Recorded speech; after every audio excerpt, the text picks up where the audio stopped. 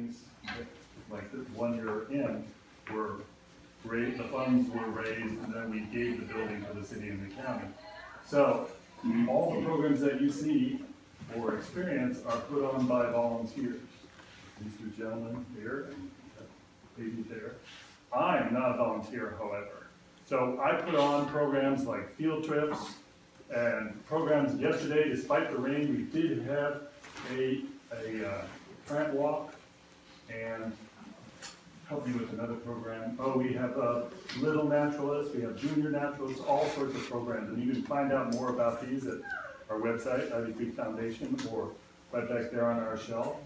And I'm going to go ahead and introduce the person who's going to introduce the persons. And that would be Alice. Thank you, Bruce. Hi, I'm Alice Cannon, and I'm chair of the Education Committee at Ivy Creek. And we have been trying to find out a lot about the history of Ivy Creek. And one of the prime places that we have open, which is actually a historic building, is the barn. And I didn't know very much about the barn, and so I turned to my good friend Billy Garrison, who lives on my street. We have lived in this area for about 17 years, and Mr. Garrison first I got to know because he hayed our fields. And then just a couple of years ago, he decided he didn't want to hay fields anymore. And I have increasingly, gone to him to ask him questions about the earlier history of farming in Albemarle County, because he knows absolutely everything about the history of Albemarle County. And about 3 years ago, we were doing an interview when we were getting ready to try to set up the barn and understand how things work there. And he introduced me to his friend, Jack Crickenberger. Jack Crickenberger has grandparents who lived in our house that we live on Bleak House Road. So Jack and Billy were neighbors growing up in Albemarle County before the Second World War. And they both were farmers. They both were the children of farmers. They both were the grandchildren of farmers. They were probably the great-grandchildren of farmers. So I would just say that they are very deeply imbued in the history of farming in Albemarle County. One thing that Billy Garrison has been to us is a really good friend, and more than a good friend, he's been the person who set the tone of the neighborhood. And when we first came, we were a little bewildered by all of these things, and looking out, I saw Billy haying the field, and it would all look very mysterious, the process of it, watching him go one day and then vanish, and then come back a couple of days later and do something else, and then vanish, and then come back. And pretty soon there were hay bales all over the place, and he was popping them one by one, actually with his wife Millie, who was driving the tractor, in the beginning. So there was a lot that I experienced and learned. During a big snowstorm, Billy was out with his, tractor and the snowplow. He was helping to get us various people on the road, pulling cars that had gone off the edge out with his tractor, helping to clear our driveway. And I said to him, what can we do to compensate you for all this help? And he said, you can do something nice for one of your neighbors. So I think that this reflects actually the tone of the neighborhood that he grew up in. And the tone that Jack grew up in on Bleak House Road. So I have been going to them frequently for information and understanding about how this farm at Ivy Creek would have worked. Because this farm and Billy's father's farm were certainly being worked at the same time and by many of the same methods. The hay fork in the barn over there, Billy's father's barn's got a hay fork in it, the same kind of manner. So we had some wonderful talks and wonderful interviews with people, mostly Billy and Jack and Annie Crickenberger and Millie. All of them have taught us so much, and I've been really grateful for their friendship as well as their help. So the first thing, I guess, do I just push start? Now I need a slide to come up.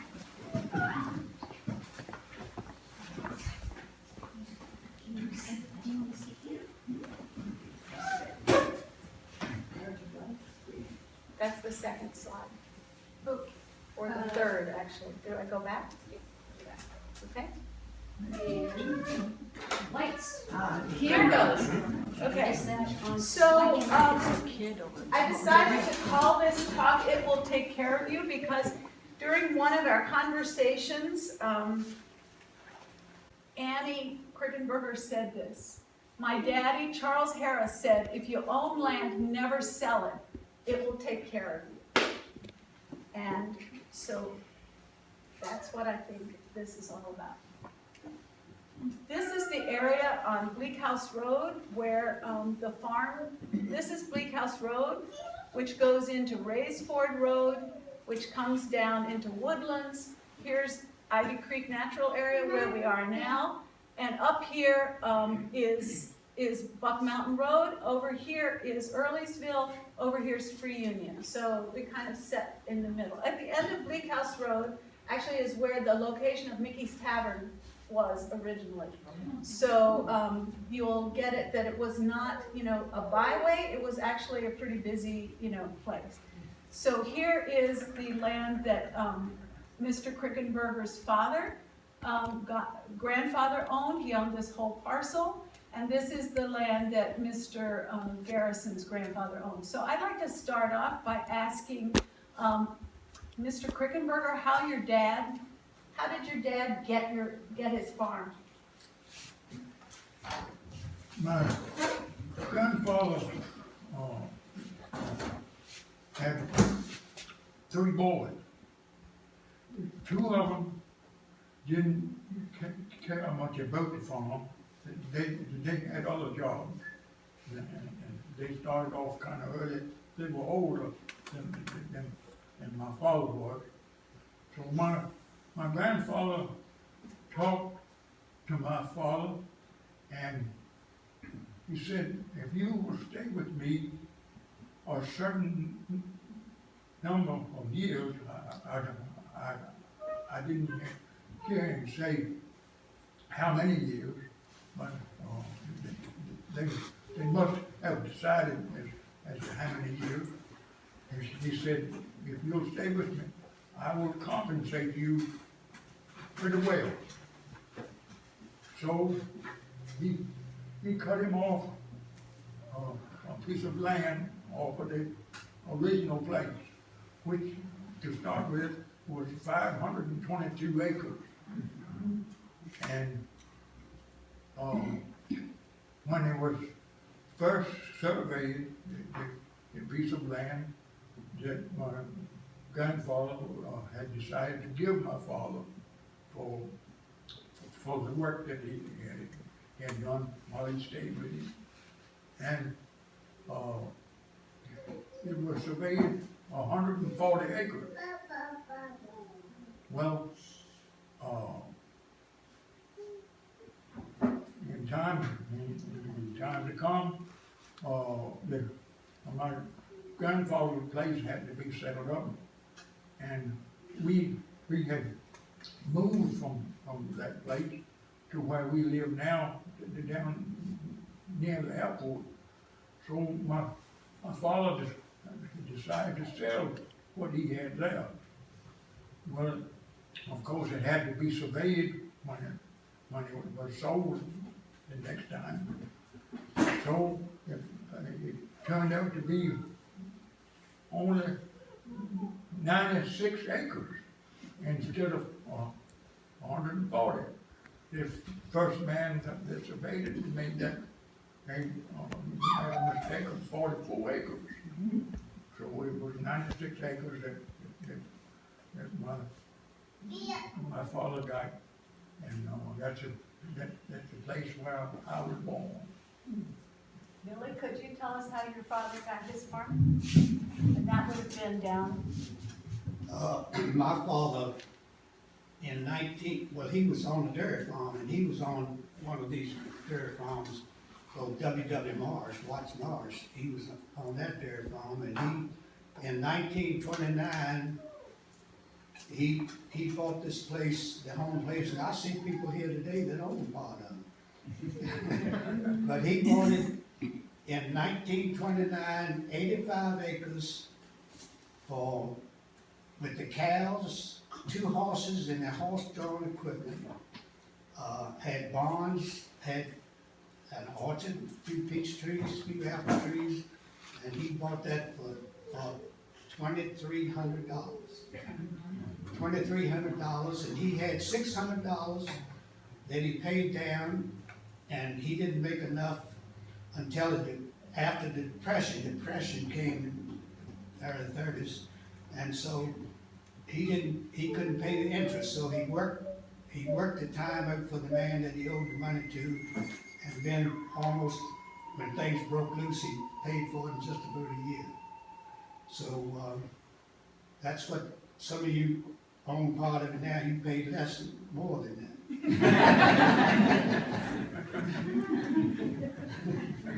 So this is something that really startled me when I started talking with Billy and Mildred, and that is that Bleak House Road and a lot of the area of that part of Albemarle County did not get electricity till several years after the World War II.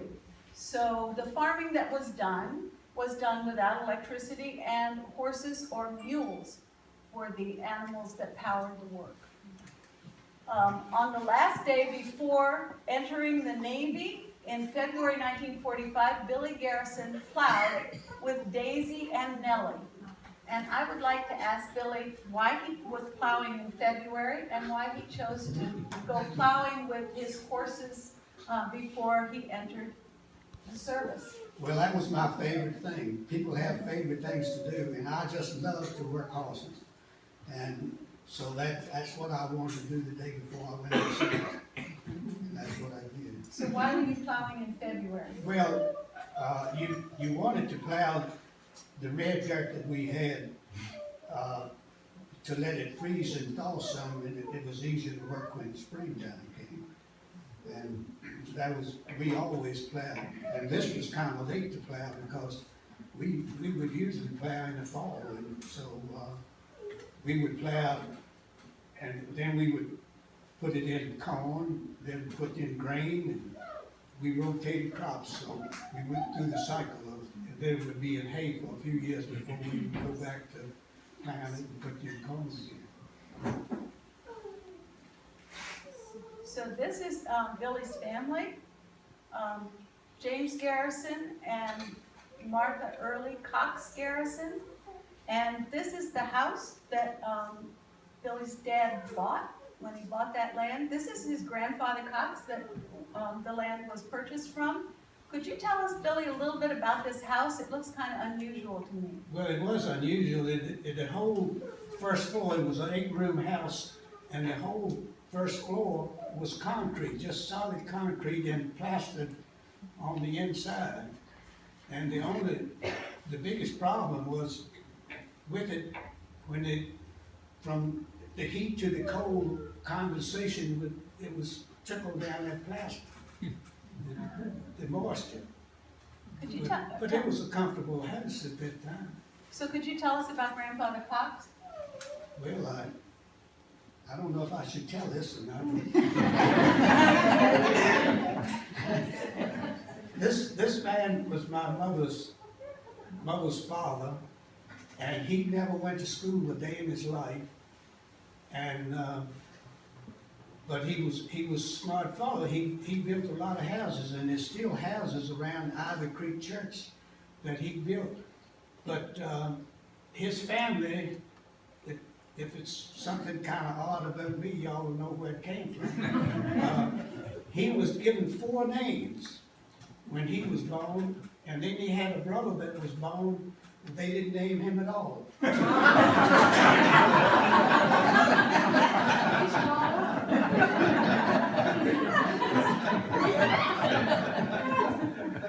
But he was a good man.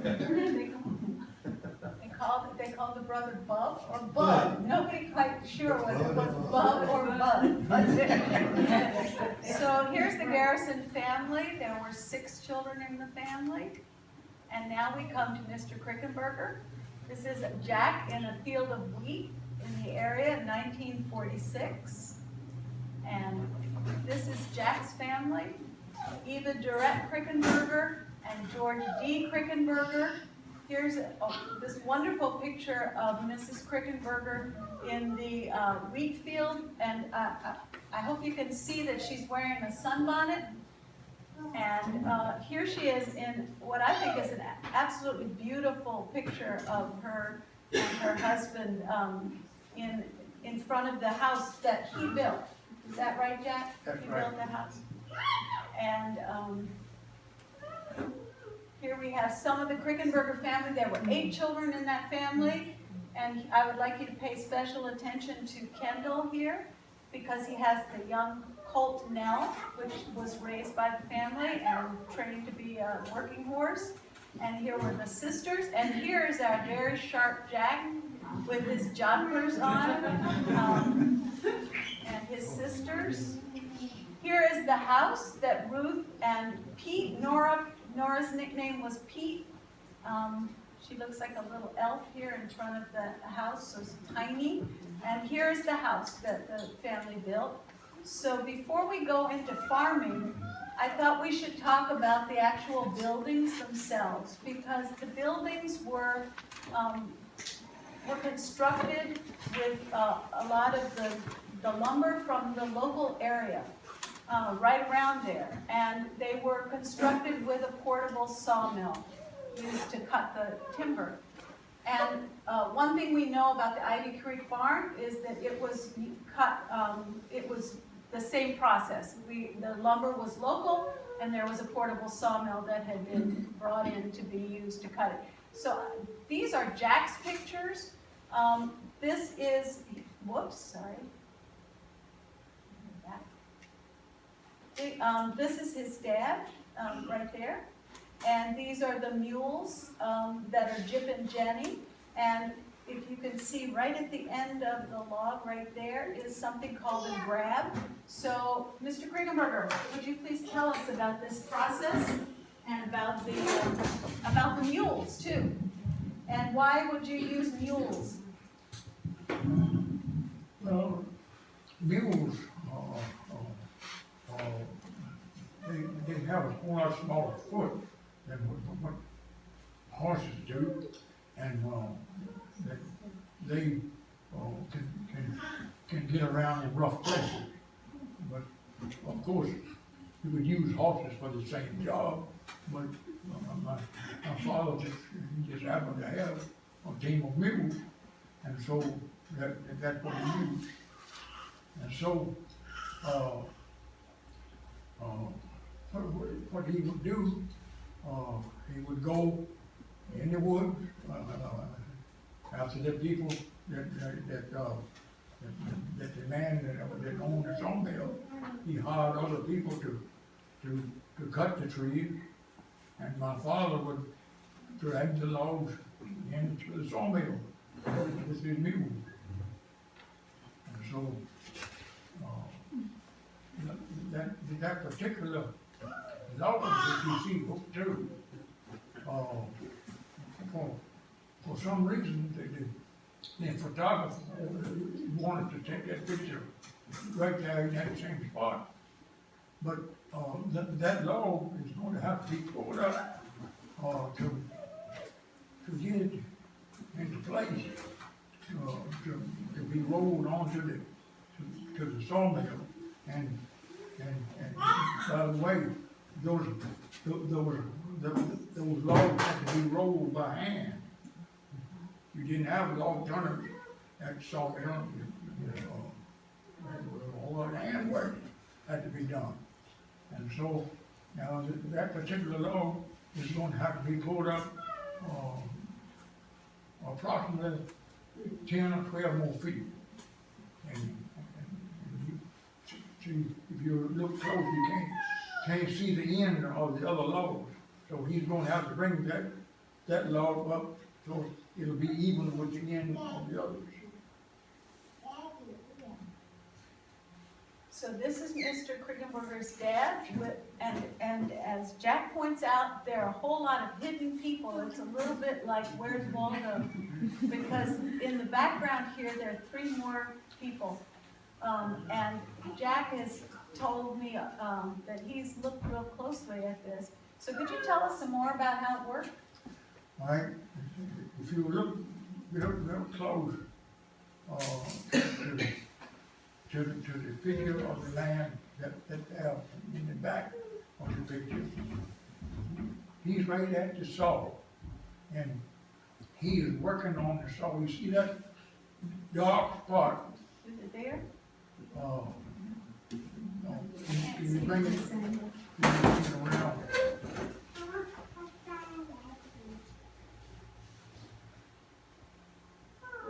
Where am I going? Just a little bit on down, right there. Right there. Yeah, that's the saw. There's the main. Yeah. There's the main man. There's the saw. Yeah. Okay. See that dog? That's the saw. Right? And I don't think that the man is shortening the saw. I think he's changing the bits in the saw because he needs a tool about a foot long, or maybe 14 inches, to take those bits out of the saw that has to be changed and put in new. So that's what that man is doing. So what's this, Jack, up there? All right? That is the smoke and the steam from the steam engine that is used to run the sawmill. So the sawmills sound pretty dangerous. Were there, if like open saw blades, and were there any accidents that occurred? Yes, there were accidents. Billy would be able to tell you about one. And there were accidents in the woods also, not especially around the sawmill, but there were also accidents in the woods.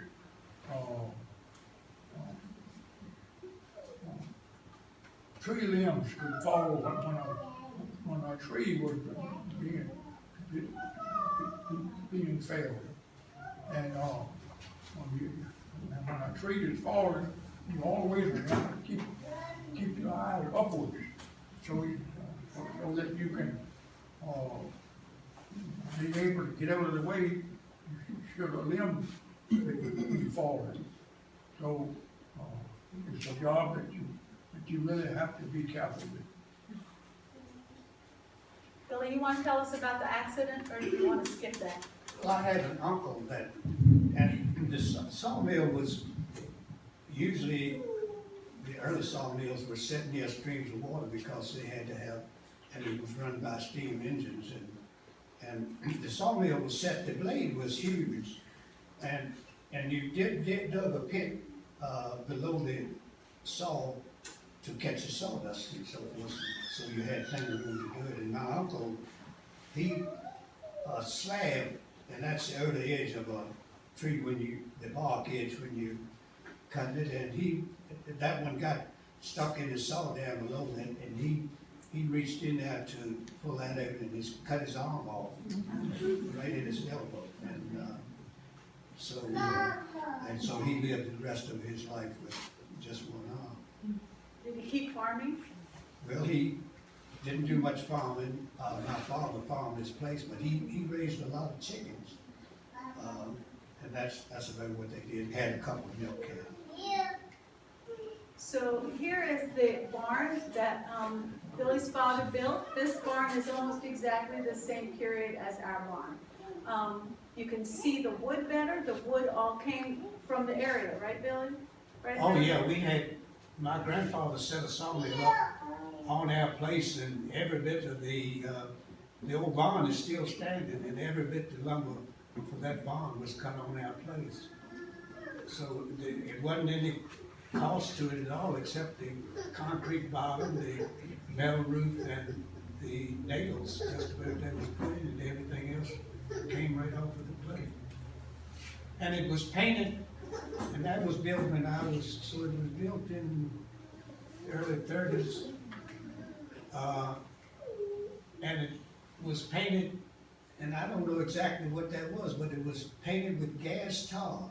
And it was a tar-like, and it was, you couldn't get it, it was rude, something was wrong with it, that it was unsafe or something, but it came in 55-gallon barrel.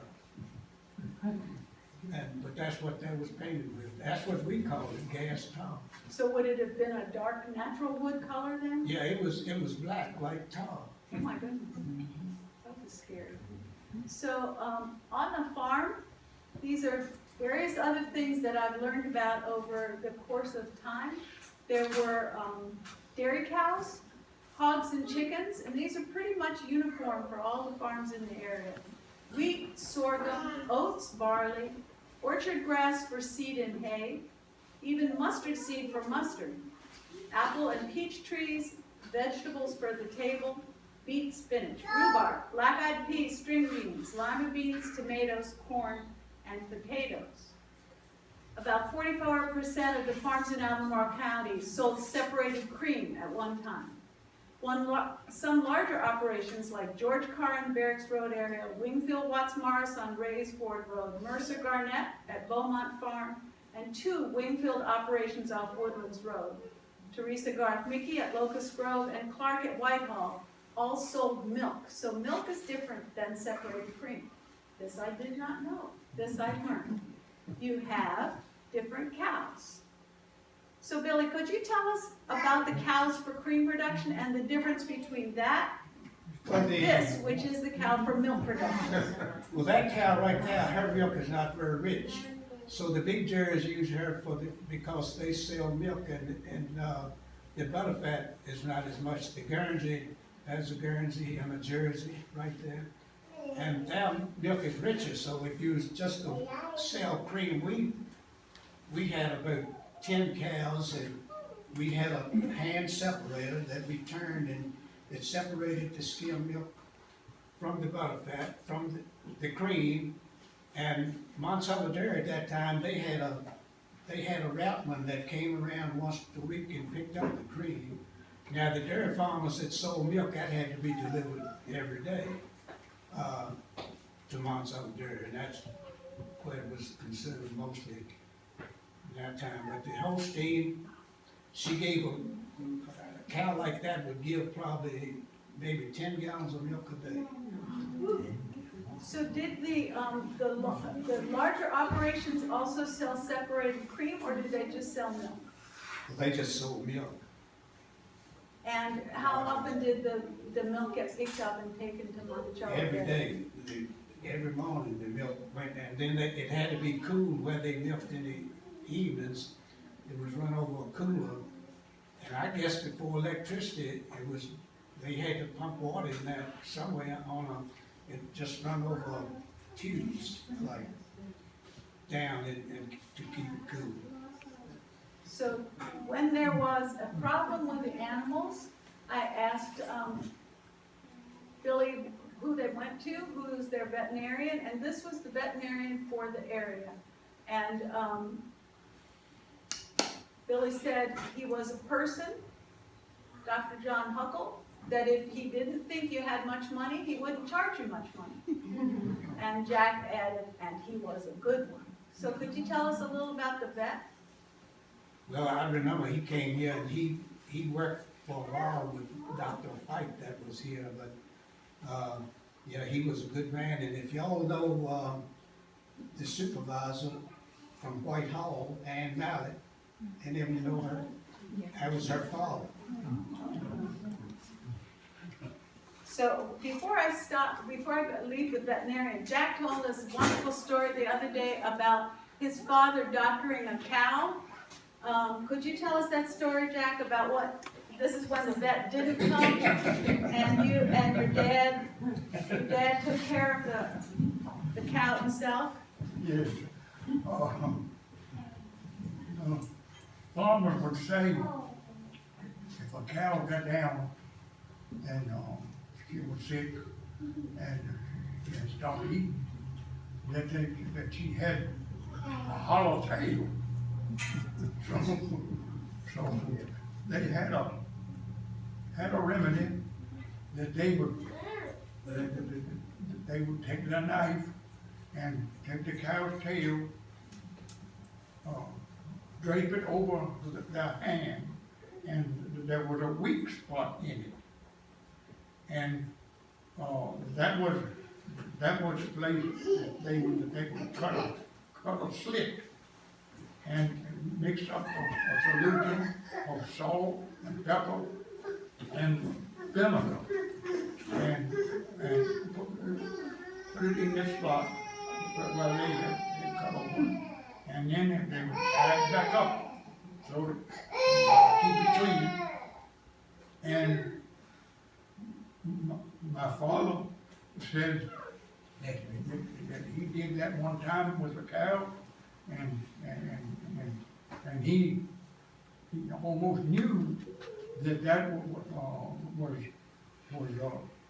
the reason why that the cow, sometime a little bit later on that day, she got up and came to the barn and started eating hay.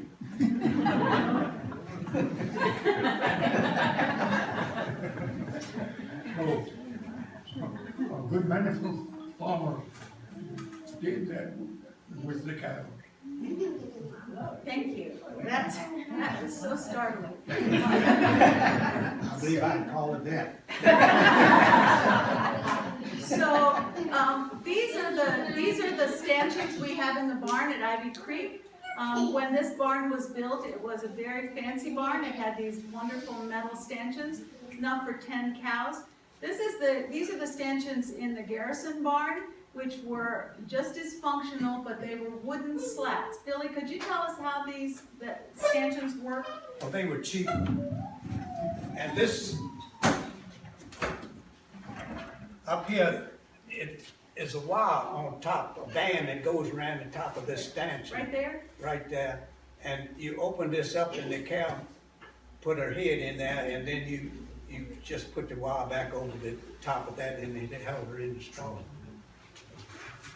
And so it's the same idea with the metal stanchions. Right. So when would you milk the cow? It kept the cow stationary. So why did you need to put the cow's head in a stanchion? Well, our cows, especially in the wintertime, they stayed in there all night. We put them in at night and fed them and milked them, and then they stayed in until the next morning when we milked them again. And the strange thing, you would think of a cow being a pretty dumb animal, but we just had 10 cows, and we had 10 stanchions in there, and if the cow went in there and you fed them once or twice, all you had to do after that is open the door, and each one of those cows knew exactly what it was. So that's pretty much, and we had to milk 2 or 3 cows apiece before we went to school. How old were you when you started milking cows? Must have been the time I started school. And I went to a one-room school too. So Jack, did you milk cows the same way? Yes, I did. But we didn't have stanchions to put them in. Well, during the wintertime, we kept our cows in the barn during the night.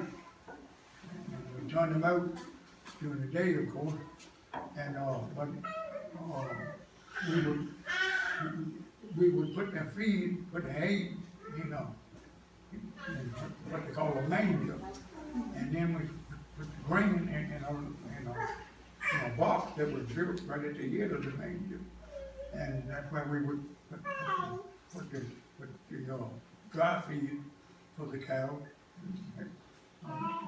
Dry feed had grain mixed with it, probably oats, barley, and some corn, and it was a mixture. And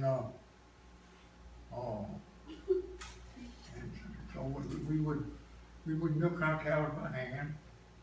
But there's something special about a cow.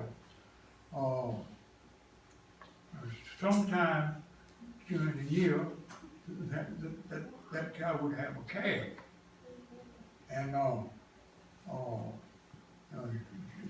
would dry up. That means that she didn't give milk for a certain length of time before the calf was born. And the term that cow is dry. That's where that came from. She wouldn't give milk then. And then, when she gave birth to the calf, then that's when she had the milk. And you kept the cow and the calf together for a certain number of days. As the calf got older, then you would turn the cow out, let her go out in the field, but you would keep the calf in the barn, and you would try to feed that calf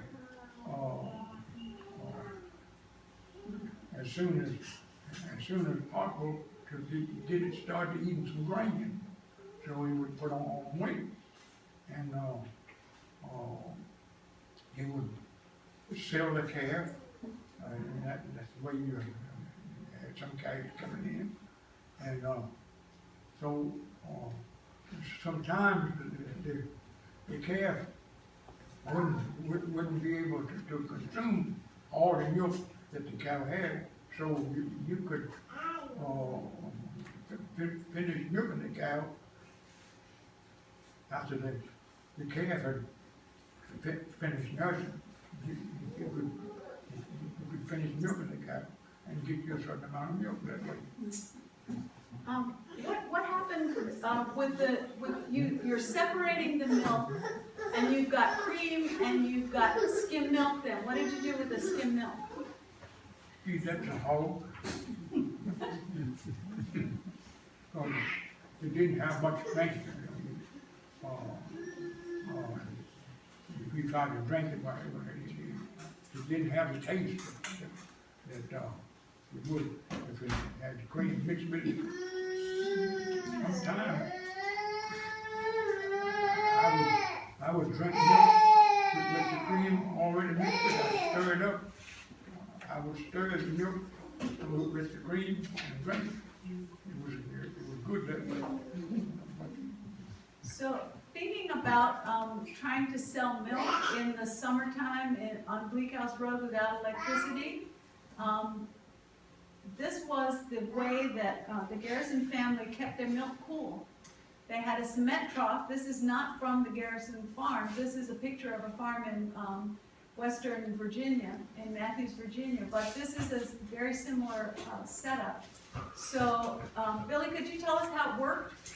Well, this, for us, we just had a hand pump. With their electricity, and we just pumped when it was during the hot summer. We had to pump water in there twice a day, once in the morning, once in the afternoon, because it would warm up and pump more water in there. We kept our milk and cream cool that way, just sitting down in there and water. And it was in a concrete building where it was cooler than just a wooden building, but it was a concrete building and that was in, so that made it cooler too, and down underground, so that was, you kept it pretty cool. Now, people that had springs, and my wife Mildred they had a spring, and so water ran through there all constantly, just ran through there, and that really kept it good and cool. But ours was just a hand pump that we pumped water in there. And Jack, you kept yours in a spring, didn't you? In a spring box? Yes, that's right. And the spring was down the hill from the house. I expect the distance was 500 feet, probably from the house to where the spring was. And we had to build a fence around the spring to keep the animals out. And so we built what we call a spring box, very similar to what Billy has described. And and water from the spring, it would flow right into it, and it was fixed so it would flow out the other end, and so it kept things cool that way. Jack, what was the spring box made of? Made of wood. Made of wood. And then the milk was picked up by the Rouseman and taken to Monticello Dairy. What happened at Monticello Dairy? They make butter out of it. So, So they made butter, and they did the pasteurization. oh, yes, ma'am, pasteurized and went through that process, but Where was that building? Monticello was in Charlottesville on Grady Avenue. Grady, it's still there. Some of Yeah, it's you still there. recognize it, and that's I think 3 Notch Brewery's there now, and some other things. It was an Irish pub for a while, parts of it, but the building is still there, and that was the hub of where everything was processed. They also apparently had great ice cream. Jack said that the ice cream was as good as homemade, almost. So here, so Billy and Jack came last October to the barn and gave us some information about how it worked. Here's Billy trying out one of the horse-drawn plows. And could you tell us, Billy, how this plow worked and what you think it was for? Well, I've got one that I still use just like that with the tractor, and the way it's made, would be good to open up a big furrow that to plant if you want. Well, you control the depth of it by that plow by the handles, and of course on the tractor today it would be by the hydraulic. But if you push those handles down, it comes up out of the ground. And if you pull those handles up, it goes deeper. But you can control the depth of it, and I use one just like that to lay off, like for sweet potato, a list I would call it, go on each side of a list and pile it up, and it would be good to plow potatoes with, plow out potatoes after you grow them. You control the depth, and just the potatoes would come up on top of the ground, most of them. You just pick them up. So this part here, what's this part for? That was to hook the horses to. That's what it was pulled from by the horses. That was a horse-drawn plow there. So, Jack Crickenberger is really, I would say, famous in the area for continuing to work with horses long after everybody else had kind of stopped working with horses. I think, Billy, you told me you bought your first plow after the your first tractor after the Second World War. Yes, ma'am. And I think Jack bought his after yours, but then Jack said that he liked working with horses. He worked with horses for the pleasure of them. And so these are some of the really interesting kind of plows that Jack showed me pictures of. And for every set of horses that Billy or Jack has in a picture, they can tell you the names of these horses. So this is Pat and Polly over to the left, and this is a left turning plow, and this is a spring tooth harrow. And Jack, could you tell us about the left turning plow? You see the horse on the left-hand side, that horse walks in the furrow. And a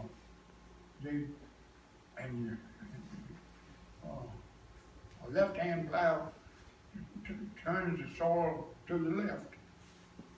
And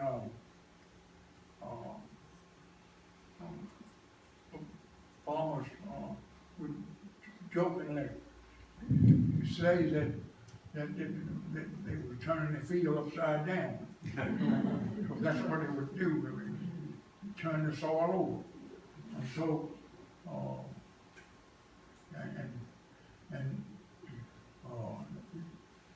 when you made the first one or two rounds around the field, when you started, that horse that was to be in the furrow, knew exactly where he was supposed to walk. And he wasn't any trouble at all to get that horse to stay in the furrow. So, in the Spring-Toothed Harrow picture, Jack, down here, Yeah, are these the same horses? yeah. Okay, They're the so same. that's Pat and Polly, and Yeah. what does the Spring-Toothed Harrow do? Well, prepares the soil, after it has been dished. I don't know if you have a picture of this somewhere. I don't think that you gave me this picture. Okay, well, that it would be the first piece of equipment that you would use after you plow the field, would be a disc. And then, sometimes you need a drag, or to burst up the clod and smooth the land. And then the Spring-Toothed Harrow would cultivate it and make it even finer. And you didn't say, most of the Spring-Toothed Harrow, they were used for garden work, sometimes they were used in the larger fields, but they were mostly used in the garden. And here's the picture that made the paper. These are Sam and Pat. Pat you would recognize from the other picture, and then the other horse is Samson. And this is using an Oliver plow. I don't have any idea what an Oliver plow is. What is that? Well, that's a company that made a plow. The other plow that the horses were pulling, it was a Syracuse. A company by that name made the plow. Possibly in the city of Syracuse, New York. I would imagine. So that's a different, same type of plow, but just by a different name. Billy told me that Jack used to be a real traffic stopper because he paved the fields around the airport with it, one of his sets of horses. So that would have been, whoops, there we go. So I wanted to skip over to one of what seems to be the basic crop that everybody on the farms needed to be growing well and be bringing in the crop. And it also seems to echo the sense that Billy gave me from the beginning of the kind of lots of different people in the community coming together to pull in the crops. So here's gathering in the wheat crop, and this machine is called a binder. And this is Mr. Crickenberger's dad on the binder, and here are the horses pulling the binder. If you'll remember, Kendall with the colt, that's Nell, all grown up and being a great farm horse. And the middle horse is named Mag, but the horse on the outer edge is Mr. Pritchett's horse, who was borrowed for the occasion, and that's Mr. Pritchett, who's holding a hay rake. And we have a hay rake in the barn. Cradle. A cradle, sorry, thank you. So when we showed, I think there's one more great picture of the binder. Okay, so Jack, could you tell us how the binder worked? Well, there was a sickle that run on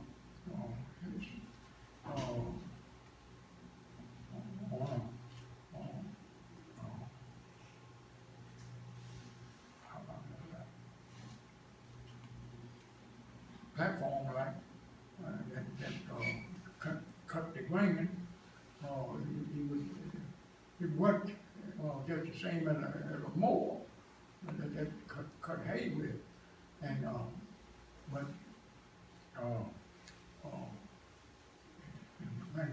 when, if you notice the slats up high on the picture, Please? they turn and as a sickle would cut the grain, you run backward and forward, just the same principle as a set of scissors, just like you cut material with, it worked like scissors. He would cut the grain, and that thing is called a reel, and it turned, and it would time just right, so it would let the grain, the stalk of grain, fall down on a canvas that was turning, and it would take it on up to two other canvases that were mounted, one on the top, one on the bottom, and they were on rollers that would take the grain right up to where it was tied into bundles. And there was a bundle carrier on the side of the binder that the operator, he would operate with his foot. You have a strap that would go across the top of his foot, and he would lift his foot up like that, and that would drop the bundle. But you didn't want to put more than four bundles on a carrier at a time. If you let it, pile up with a lot of bundles, you could hardly drop them. It would be stuck. And you might have to stop your machine and go and pull the bundle off by hand. I've done that a good many times. So this is Mr. Pritchett, who lived in Stony Point, I think you told me, and he is carrying a grain cradle, and Billy said that he had his father had somebody come and use a grain cradle. Could you please tell us, Billy, how it worked? Well, this cradle, the teeth on this cradle, the blade is at the bottom, and the teeth up there are sort of curved, and this was the handle right here that you held to, and you just took it and just swung it like that, and it cut all the way around, and then it was turned over like this with the end down, and what was cut laid there, and that I tied it up after my grandma. You tied it up with the straw, and before it was later thrashed, and the thrash machine came around, and the neighborhood, and that was just like a milk route or something, and the thrash machine came, and all the neighbors gathered, and everyone had their own grain, and it was raised for wheat, for flour, and corn that wasn't cut, that just cut grain, but of course, we carried it to, just carried the grain after it was thrashed over to advanced mills. There was a mill over there on the river, and it wasn't any money exchange, they just took some of the grain and you got flour back for the grain that you put in there. Billy, where would you use a grain cradle as opposed to a binder? Well, that grain cradle was really used before the binder came. That cradle was used just before the binder came.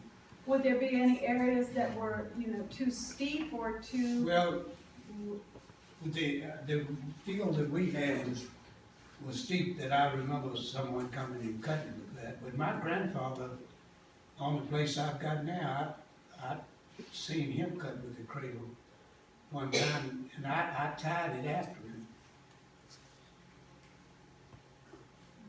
Here is John Fray's mill, so Fray's mill are advanced mills, where the grain was taken to be turned into wheat.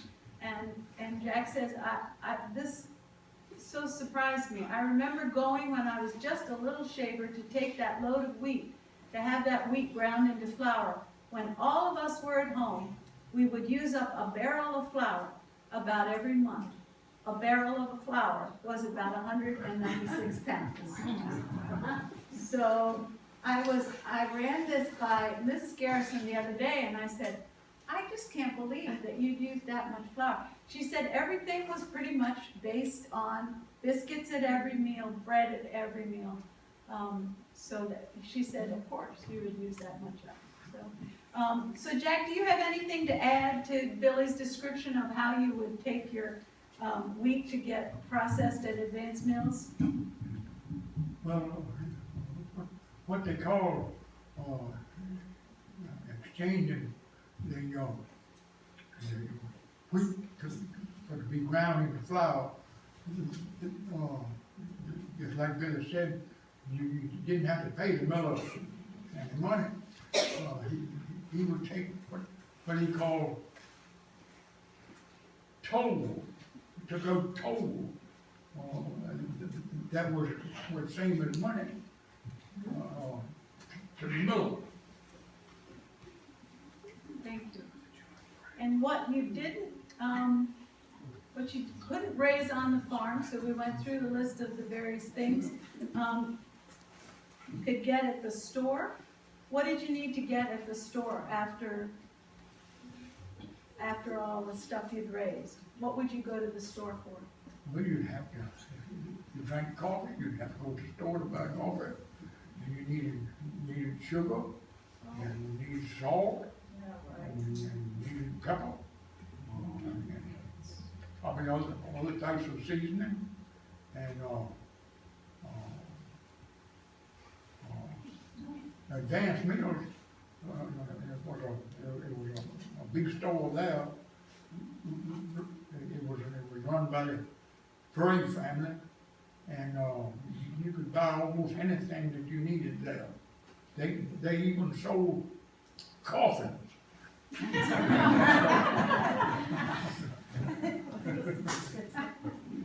So this is the Earlysville General Store, which is still a place you can get gas on Buck Mountain Road.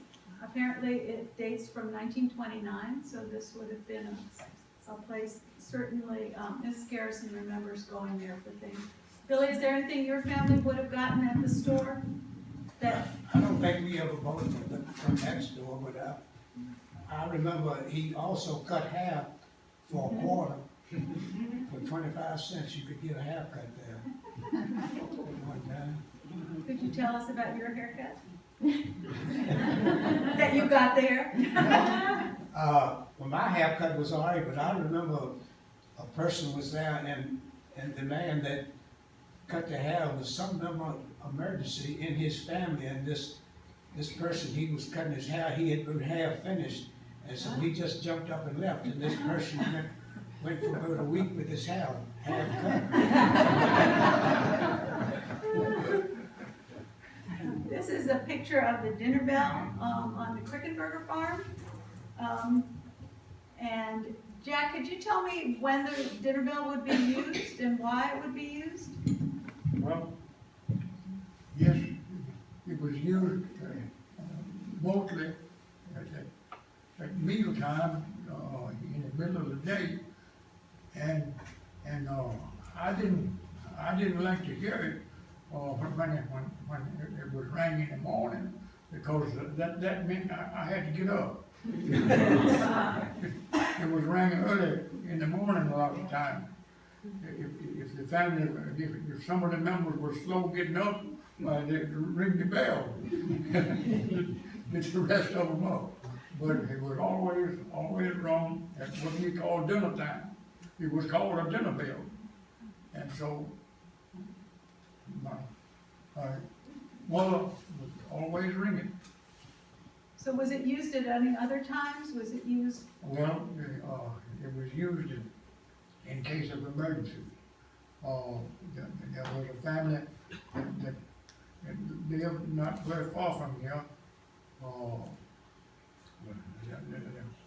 Their name was Hines, and they lived at 7 Gables. And Mr. Hines had passed away that morning, and there were no telephones to call in and neighbors to come and help. And so Mrs. Hines rang her bell and called the neighbors in because she was needing help. So, over the course of time, we've talked about the different foods that people made. One of them was biscuits and light bread. And Billy, could you tell the difference between biscuits and light bread for us? Well, Not, the biscuits, and the way I would think about it, maybe my wife could say. did your mother make light bread or biscuits? Oh, she made both, and cornbread, but the light bread was lighter because it was called light bread, and I guess, that had, I'm not sure if biscuits, that didn't have yeast in it, did it? No, not biscuits. Who made the biscuits and the light bread? My mother. And how did they do that with no electricity? Well, it was just done by the old wood stove, and our kitchen, we had a big wood box behind it, and, well, we were kind of modern at that time. We had, above our cooking stove, we had water, little water tanks on there that when you had a fire, so you had warm water. And that was a right modern thing for that time. And what about cottage cheese? My mother made cottage cheese. Now, I couldn't tell you exactly how she made it either, but she made cottage cheese. My mother even made soap, and and I couldn't tell you, it was light, so it must have been strong stuff, but I don't remember exactly how that was made, but I know that she made soap. It was, does anyone know?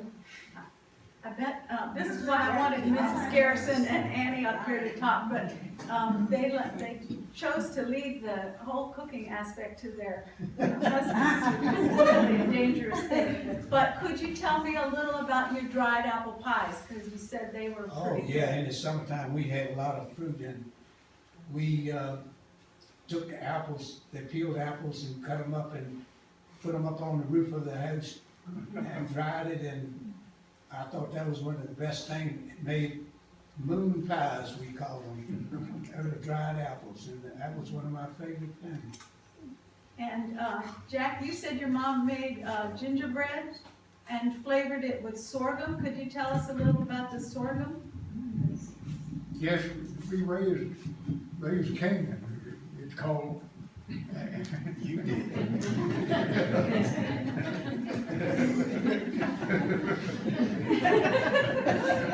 That was a crop. What we call a crop. And it was a seed that,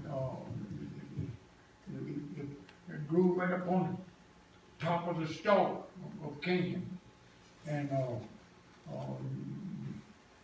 you would save your seed from year to year, so you didn't have to buy it. And so this sorghum that was made from the juice that was squeezed out of the stalk of the cane, and that was what you call a cane meal. That was pulled with horses. It was a long pole on top of it, it's called a sweep. And so the horse went round and round, pulling the pole. And there were rollers on the inside of the machine. And they were spaced so that they would squeeze the juice out of the stalks. And so, it would run the juice down into a tub. There was a little chute that came from the bottom of the machine down into a tub, and you would dip that out of the tub and take it over to where they had set up the cook-off. and there was a long process in cooking it. When you put the juice on top of this, well,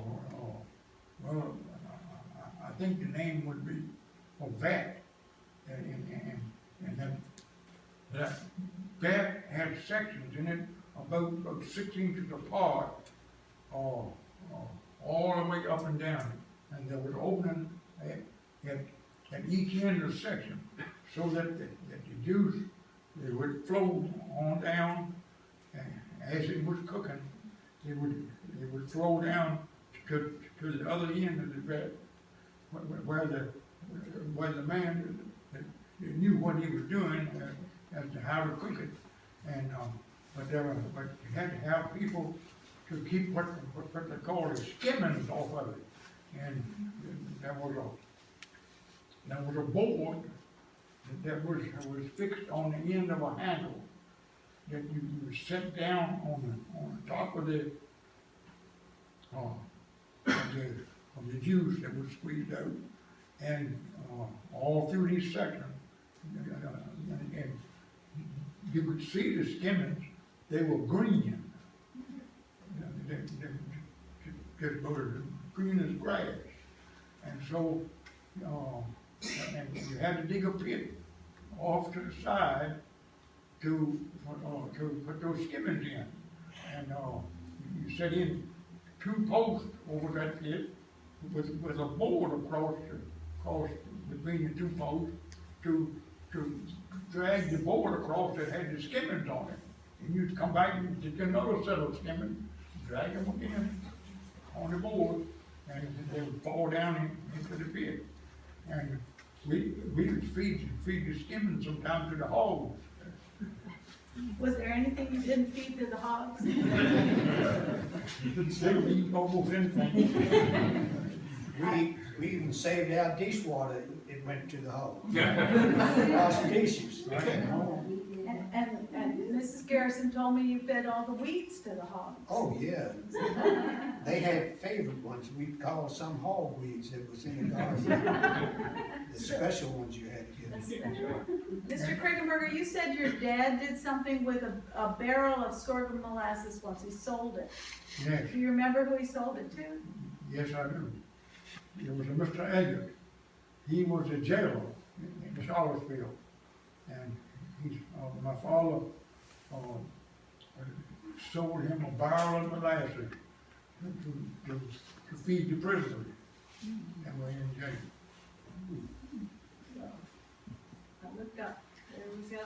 One of the favorite things that came from this sorghum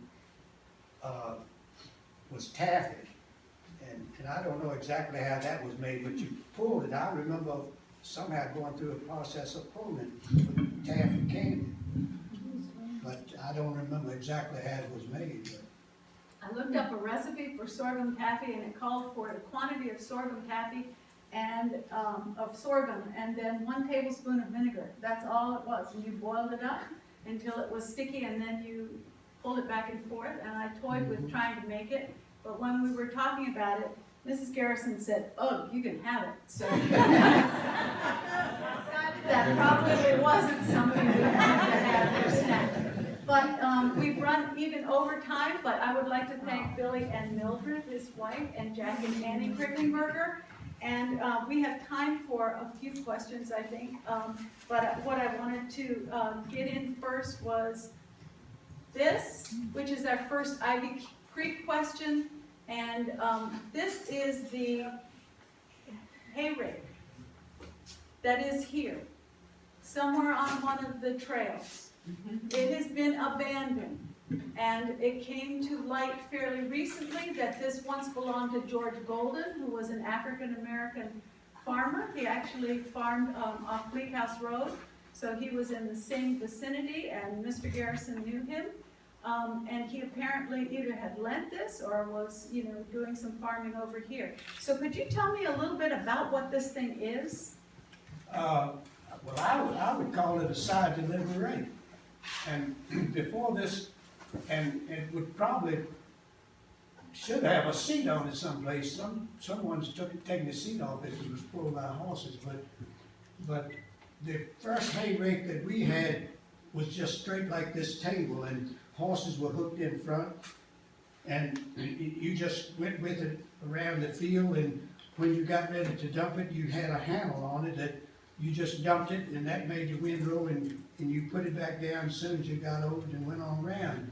This side delivery rake came next, and that just kicked the hay off to the side, and somewhat like you would see today, it went all the way around the field, making just a windrow that you could pick up with the baler. So this would have been at the time of balers? You would have been baling this hay then, not using it loose with a pitchfork? Well, maybe this is about the time probably a baler came out, a square baler.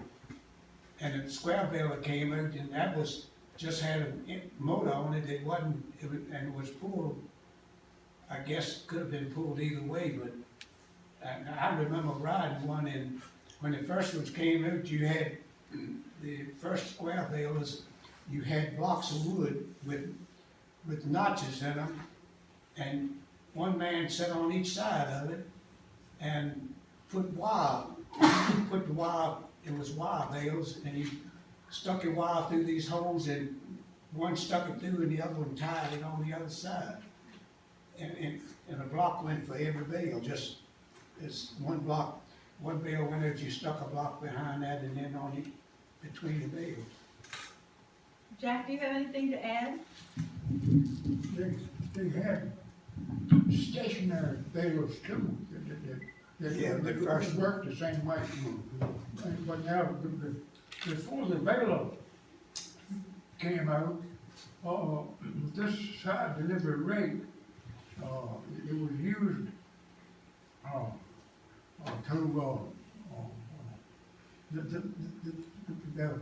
there was not a machine that you put behind your wagon. It was called a hay loader, and that would load the loose hay onto your wagon. Well, and you had to use a side delivery rate in order to use the hay loader. It'd be hard to use it with the other type of rate that Billy described. And so this rate, this side delivery rate, can be pulled with a tractor or can be pulled with horses. And of course you have to have a tongue, have a long tongue in it, probably 12 feet long. And as Billy was talking about the seat, that would set just about over top of that axle, if you see that.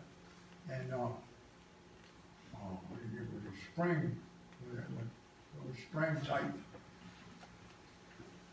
seat that you sit on as you drove the horse. So that's it. So are there any questions? Does anybody have anything you'd like to find out about farming? Lauren? I was just curious, you were talking about sort of before and after electricity, about what period of time did electricity come to your farms? It came to us, it was after we were married, and maybe 51 or 2, 50, in the real early 50s. And Jack, what about you? By then you were living out by, Yeah, we were living down just below the airport, where the airport is now. but there was no But airport. there was no airport there. There was no Crickenberger Lake. And it was just open space. And by the way, when we first moved there, the place was, it was grown up in the bush, had a lot of bushes on it. We had to clean it up before we could put out a crop. And so, when I was a boy, I didn't have much idle time. And so, I'm thankful that I was raised that way and taught to work And I look back over it and I'm thankful. And I would like to make a statement, and I've heard this statement made, and I have read it. All flesh is grass. Think about that. Come again? All flesh. Flesh. All flesh is grass.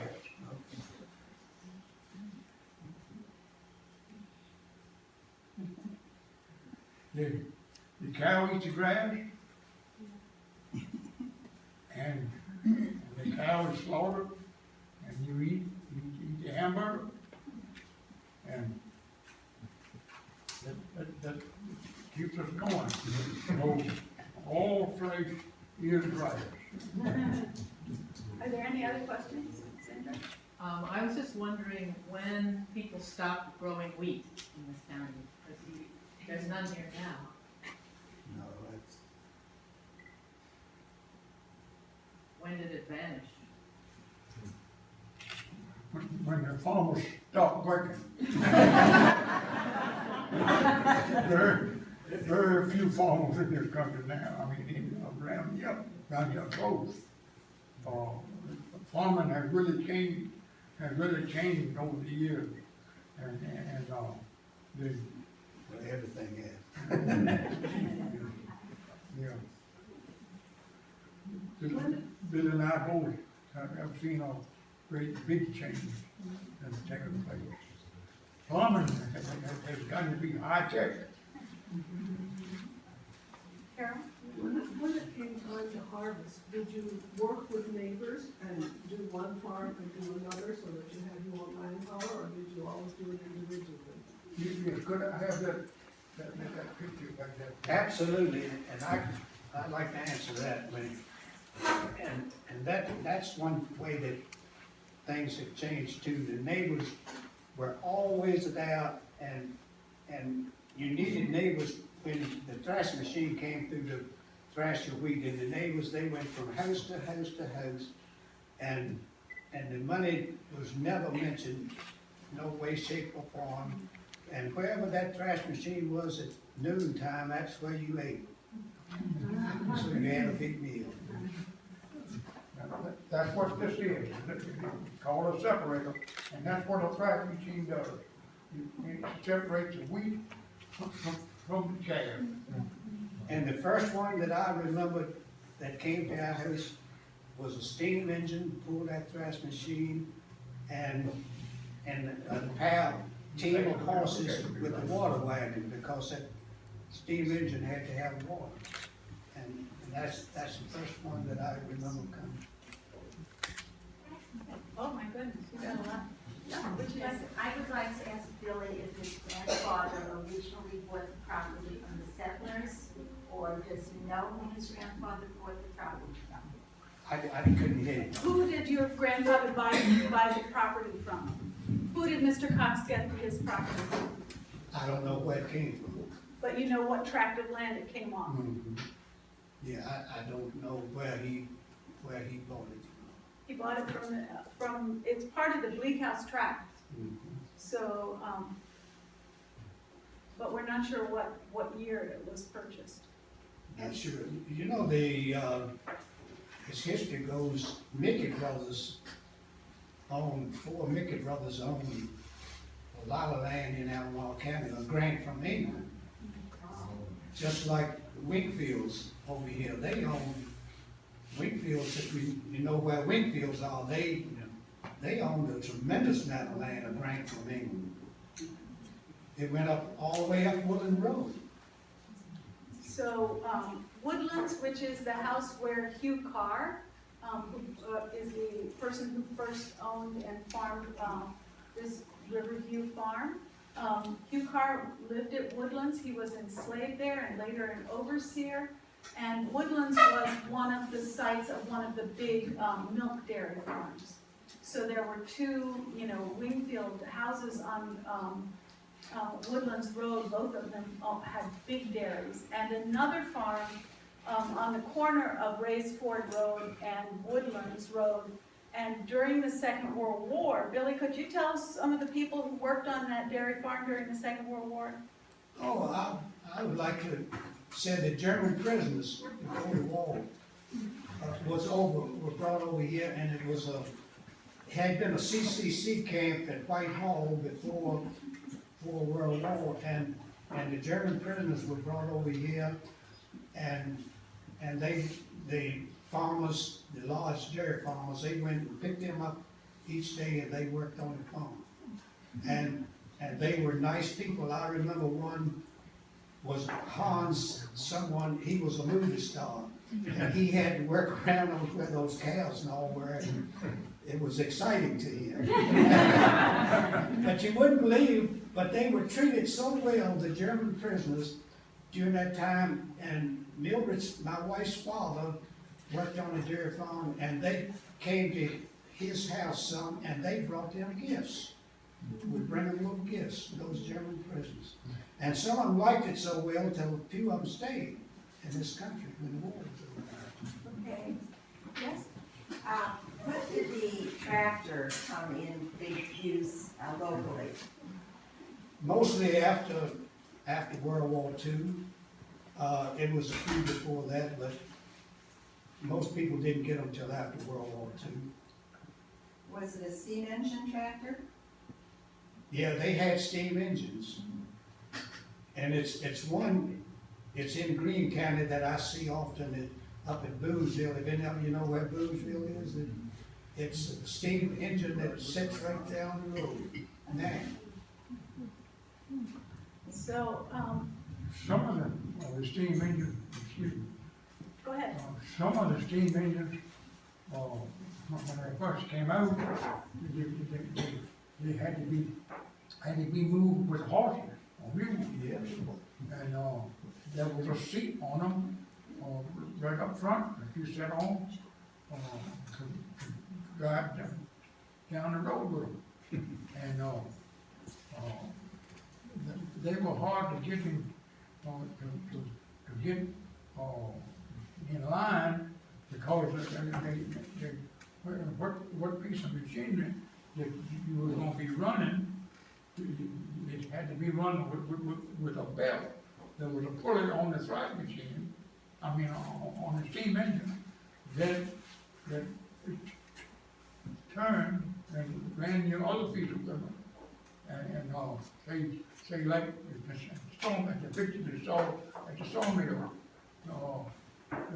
that was what they call a portable engine.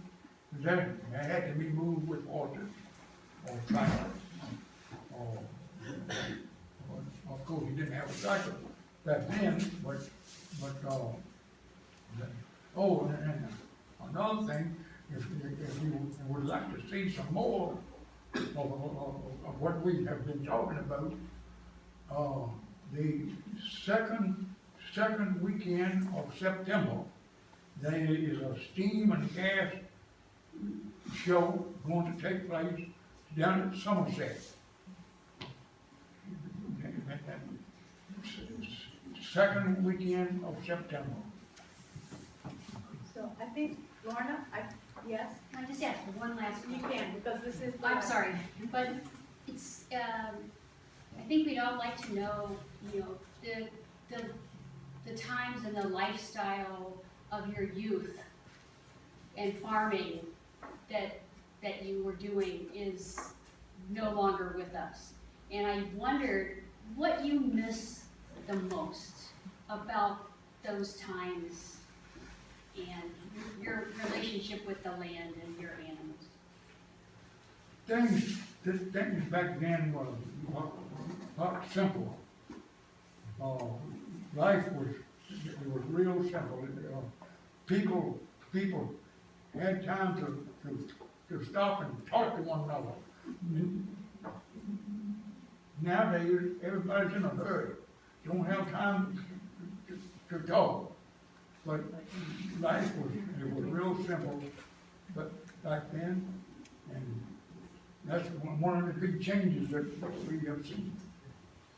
Billy, what do you think? Well, I thank God for the way that I was raised, and the only thing that I regret, I had good parents, hardworking parents, and one difference between my father and my wife's father, that my parents didn't value education, so I miss having the education that I would have liked to have had, but as far as, I thank God for being raised honest with good, hardworking parents, and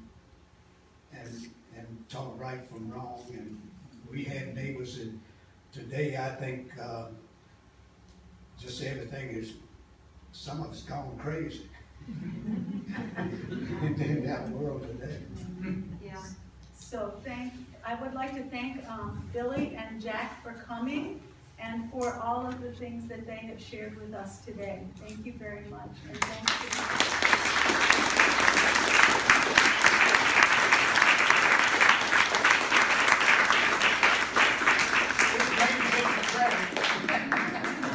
Alice, she's the one who did all the work.